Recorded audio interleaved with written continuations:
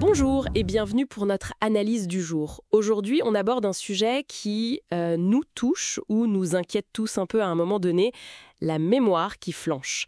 On a tous eu ce moment où on cherche un nom, où on oublie un rendez-vous.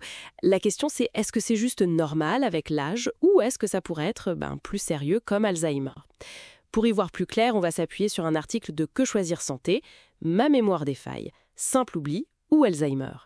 Notre but, c'est vraiment de démêler tout ça. Essayer de comprendre où est la frontière entre un vieillissement, on va dire, normal du cerveau, et puis une pathologie qui nécessite une vraie prise en charge.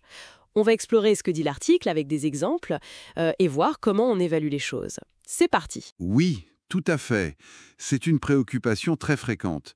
Et c'est vrai qu'avec l'âge, on observe souvent un certain ralentissement cognitif. On peut avoir plus de mal à trouver ses mots, par exemple. C'est assez courant.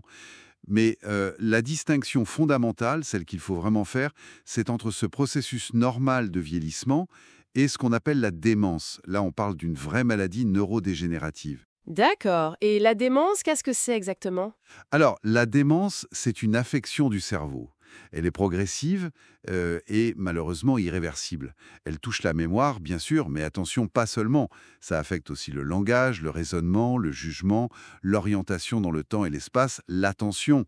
C'est assez large. Et Alzheimer dans tout ça ? Eh bien, la maladie d'Alzheimer, c'est la cause la plus fréquente de démence. On estime que ça représente entre 60 et 70% des cas. Le risque, il augmente fortement après 75 ans. En gros, ce qui se passe, c'est qu'il y a une perte progressive de neurones dans le cerveau. L'article donne d'ailleurs des exemples, des parcours de vie comme ceux de Jean, Madame Thérèse. Ça montre bien l'angoisse que ces troubles peuvent générer et pourquoi les gens finissent par consulter.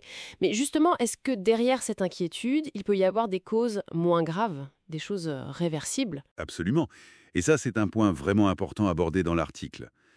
Toutes les démences ne sont pas comme Alzheimer. Il y a ce qu'on appelle des démences secondaires. Elles sont liées à une cause bien précise, identifiable. Ça peut être une tumeur cérébrale, un traumatisme crânien ancien, une infection, l'alcoolisme chronique, mais aussi des choses comme une carence importante en vitamine B12 ou un problème de thyroïde, une hypothyroïdie. Ah oui, et ça on peut le traiter. Voilà. Si on identifie la cause assez tôt, grâce à des examens, eh bien on peut parfois la traiter efficacement. Et traiter la cause peut améliorer, voire résoudre les troubles cognitifs. D'où l'importance d'un diagnostic précis. D'accord. Et pour les autres démences, celles qui évoluent comme Alzheimer ? Pour celles-là, comme Alzheimer ou la maladie à corps de Lewy, on n'a pas de traitement pour guérir la maladie elle-même, malheureusement. Mais on a quand même des choses à proposer. Il existe des médicaments et surtout une prise en charge globale qui peuvent aider à ralentir la progression de la maladie, à mieux gérer les symptômes et donc à maintenir une meilleure qualité de vie le plus longtemps possible. L'article parle aussi d'une autre situation qu'il faut bien distinguer de la démence senile. C'est la confusion. C'est différent ça. Ah oui, très différent. La confusion, ou délirium comme on dit parfois, c'est un état aigu. Ça veut dire que ça apparaît brutalement, en quelques heures ou quelques jours. La personne devient soudainement incohérente, désorientée, elle ne sait plus où elle est, quel jour on est. Parfois, il peut y avoir des hallucinations. Et ça vient d'où cette confusion soudaine ? Ça a toujours, et j'insiste sur le toujours, une cause médicale sous-jacente qui déclenche cet état. Ça peut être une affection, même banale, comme une infection urinaire, une forte fièvre, une déshydratation, un nouveau médicament mal supporté, ou même, chez une personne âgée, une constipation sévère. Le point essentiel, c'est que si on trouve et qu'on traite cette cause... La confusion disparaît. Exactement. L'état confusionnel est réversible une fois la cause traitée.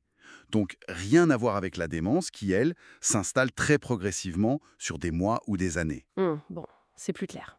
Alors, comment les médecins font le tri dans tout ça ? L'article mentionne des tests, je crois. Oui, on utilise des outils d'évaluation cognitive. Ce sont des tests standardisés. Le plus connu, c'est le MMSE, Mini Mental State Examination. Le MMSC, d'accord.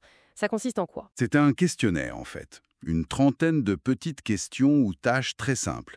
Ça évalue l'orientation, la mémoire immédiate, la mémoire différée, l'attention, le calcul, le langage, les capacités visio-constructives. Le score est sur 30 points. En général, un score en dessous de 23 peut indiquer un trouble cognitif. Mais attention, ce n'est qu'un outil, ça ne fait pas le diagnostic à lui tout seul. Et il y a aussi ce fameux test de l'horloge. Ça a l'air tout bête de dessiner une horloge. Ça a l'air simple, oui, mais c'est très révélateur. On demande à la personne de dessiner un cercle, de placer tous les chiffres comme sur une vraie horloge, puis de dessiner les aiguilles pour indiquer une heure précise, par exemple 11h10.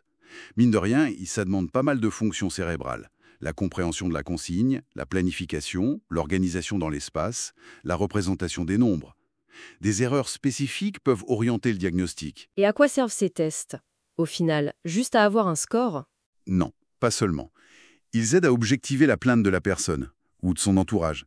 Et puis, comme le souligne bien l'article, ils sont utiles pour essayer de distinguer des troubles de mémoire qui seraient liés à une démence débutante, de troubles qui pourraient être dus à autre chose, comme une dépression ou une forte anxiété. Parce que ça aussi, ça peut donner des symptômes qui ressemblent à des problèmes de mémoire.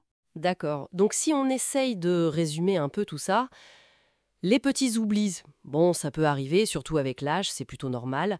Mais l'important, c'est de bien faire la différence entre ce vieillissement naturel et d'autres situations comme la confusion, qui est aiguë et souvent réversible, les démences dont la cause peut parfois être traitée. Tout à fait. Et puis les maladies dégénératives, comme Alzheimer, où la prise en charge visera plutôt à accompagner et ralentir. Comprendre ces distinctions, c'est vraiment la clé pour une bonne orientation et aussi pour rassurer quand c'est possible. Et pour terminer, une petite ouverture. L'article évoque rapidement l'idée de faire fructifier son capital cérébral. Ça laisse penser qu'on a peut-être une marge de manœuvre, non? Au-delà du diagnostic, est-ce qu'on peut vraiment agir pour préserver nos fonctions cognitives face au temps qui passe? C'est une question intéressante pour réfléchir. Oui, c'est une excellente question pour conclure cette exploration des troubles de la mémoire. Mieux comprendre les mécanismes, savoir qu'il existe des outils pour évaluer, distinguer les différentes situations, tout cela permet sans doute d'aborder ces questions avec un peu plus de sérénité et de discernement.